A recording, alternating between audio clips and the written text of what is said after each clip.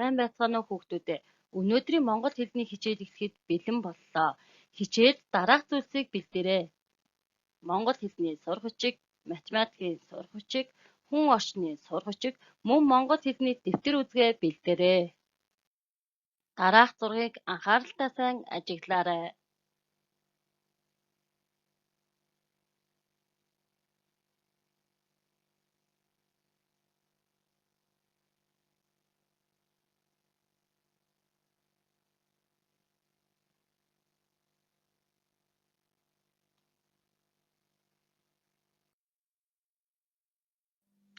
Өмнөх зургаа эргэн сансгааж харилцан ярилцъя. За, эхний зурагч юу вэ хүүхдүүд вэ? Гол мөрөн, өвс ногоо, хад чулуу, ургамал байна тийм ээ. Байгаль их дэлхий ямар өнгөтэй болсон байна? Ногоон өнгөтэй болсон биз дээ. Тэгвэл энэ ямар улирал юм болоо? Цүнхээ улирал. За, дараагийн зураг маань. Найвч ямар өнгөтэй болсон байна хүүхдүүдээ? Маш сайн. Шар өнгөтэй болохоор модны найвч бүгдээрээ шар өнгөтэй болохоор ямар улирал болд юм болоо? Намрын улирал. Маш сайн. Дараагийн зурган дээр байгаль их дэлхий маань өнгөө цаав цагаан өнгөөр бүрхэгдсэн биз дээ. Тэгвэл ямар улирал юм болоо? Өвлийн улирал. Маш сайн. Дараагийн зураг маань сайн ажиглаарай. Цас хайлаад яргуй соёолоод ургацсан байна тийм ээ. Яргуй хэзээ ургадаг лөө хүүхдүүдээ? Хаврын улирал. Тэгвэл хаврын улирлын зураг юм байна. Хичээлийн сэдэв маань дөрвөн улирал. Хичээлийн маань зорилго дөрвөн улирлын гайхамшигт сайхны тухай таньж мэдэх, байгаль дэлхий хэрхэн хувьсан өөрчлөгдөх үйл явцыг ойлгох.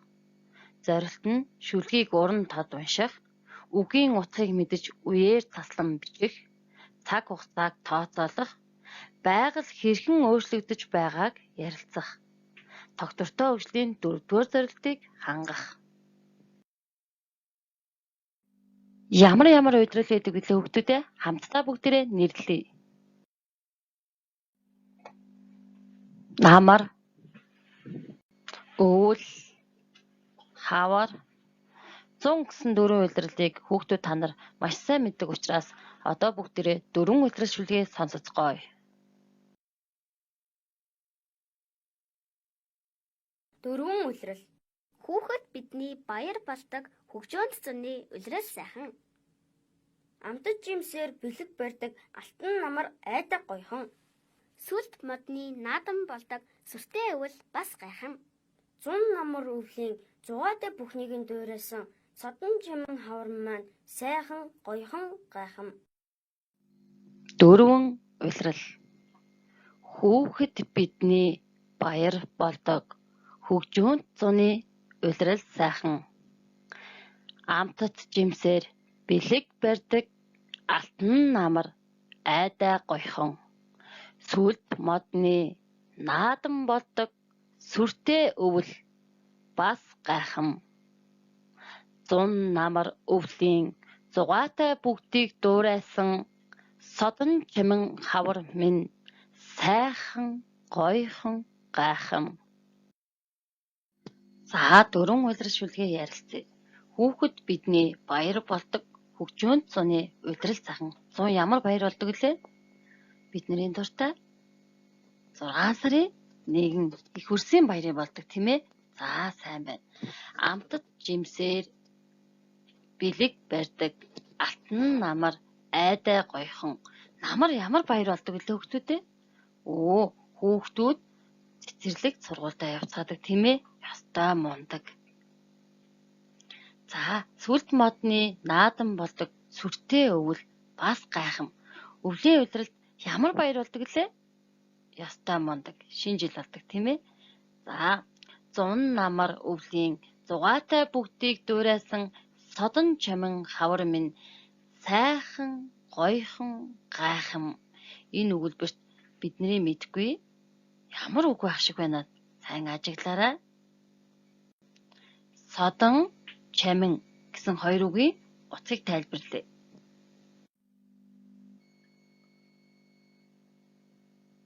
За хүүхдүүдэд чамин, содон гэсэн үгийн утгыг хамтдаа тайлбарлая. Юу гэсэн үг юм болоо хүүхдүүдээ? Сайн бодоорой. За чамин гэдэг маань гоёмсог, ганган, хээнцэр гэсэн утгатай юм байна. Содон гэдэг үг маань онцгой, бусдаас өөр гэсэн утгыг илэрхийлдэг байх нэ. За бүгдээрээ дэвтэрдээ бичээд аваарай. Дөрвөн улирал гэдэг үгийг дэвтэр дээрээ үеэр таслан бичээрэй.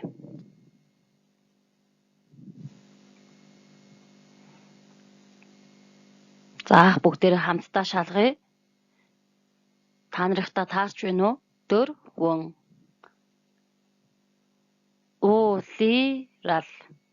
За зөв хийсэн хүүхдүүдтэй баяр хүргэе. Математик хичээлийн сурах бичгээ нээгээд 118 дахь хуудсыг гаргаарай. Цаг хугацааг тооцоолох хичээлийг монгол хэлний хичээлтэйгээ хамтран явуулъя. Үргийг ажиглая хүүхдүүдээ. Ямар улирал вэ? Маш сайн. Өвлийн улирал. Яагаад та нар өвлийн улирал гэж бодсон бэ? Цас орж ийн. Бид нар өвөл болохоор цасан хүн хийж тоглох дуртай байдаг тийм хүүхдүүдээ. За дараагийн зураг маань ямар улирал юм болоо? Хаврын улирал. Та нар яагаад хаврын улирал гэж бодож байна? Яагаад гэвэл хавар болохоор шууд ирж өндгөө дардаг тийм ээ? Маш сайн. Дараагийн зураг маань за мэдээж мод ногоо, цэцэг ногоо ургацсан цуны сайхан улирал байна тийм ээ? За дараагийн зураг маань жимс ногоо ургасан ургац зарим ихтэй намрын улирлын зураг байна тийм хүүхдүүдээ? Маш сайн байна. 12 сонсоорой. 2 дугаар сар бол өвлийн улирал. 3, 4, 5 дугаар сар бол хаврын улирал. 6, 7, 8 дугаар сар бол зуны улирал. 9, 10, 11 дугаар сар бол намрын улирал. 12 дугаар сар, 1-р сар, 2 дугаар сар маань өвлийн улиралд орд юм байна. 3 дугаар сар, 4-р сар, 5 дугаар сар маань хаврын улиралд ордог юм байна хүүхдүүдээ. За тэгвэл 6 дугаар сар, 7 дугаар сар, 8 дугаар сар маань зуны улиралд ордог байхад нь шүү дээ хүүхдүүдээ. За 9-р сар, 10 дугаар сар, 11-р сар маань намрын улиралд ордог байх нь шүү дээ. Тэгвэл нэг улиралд хэдэн сар ордог вэ хүүхдүүдээ? Нэг улиралд 3 сар багтдаг юм байна. Тийм хүүхдүүдээ. За тэгвэл бүгдээрээ саруудаа хооронд нь нэмье. 3 дээр нэмэх нь 3, нэмэх нь 3, нэмэх нь 3. Нийт хэдэн сар байдаг байх нь хүүхдүүдээ? 12.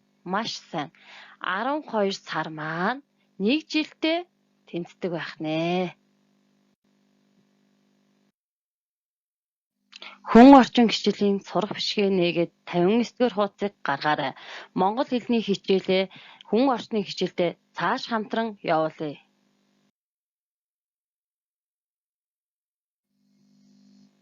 Зургийг ажиглаарай.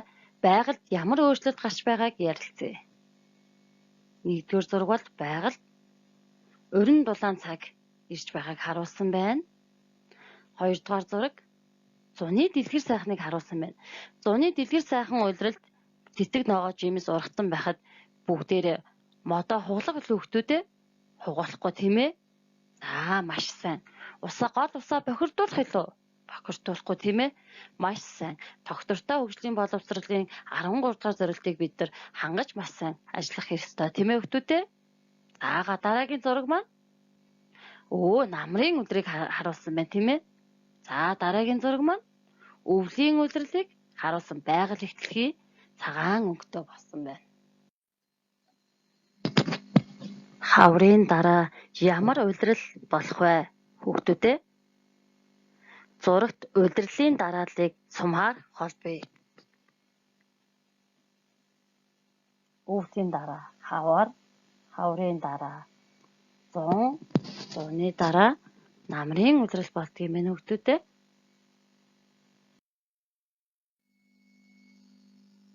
Зурагт нэр өгж ярилцаарай хүүхдүүдээ. Өгүүлбэрийг нөхөөрэй. Хүүхдүүд цэг болохоор амарна. Үг нөхөх нь тийм ээ хүүхдүүдээ. 100 цэг ургаж уул тал ногоорно. За нөхөх үг нь 100 ургамал. Нөхөөд бүгдээрээ дэвтэр дээр бичиж.